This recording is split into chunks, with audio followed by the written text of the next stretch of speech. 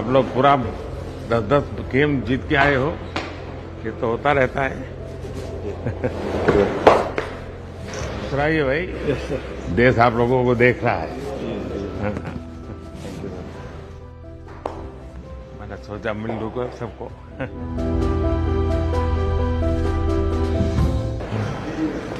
होता है। कहाँ राहुल, कैसे हैं? आप लोग मेहनत बहुत की है, लेकिन कहाँ बाबू, ये लो ना पड़ दो। हमें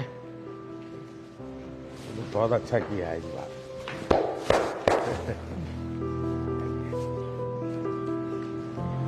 तो गुजराती बोलते हो इसने? थोड़ा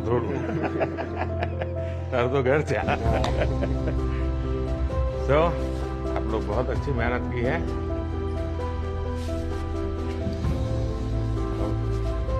चलिए, होता है।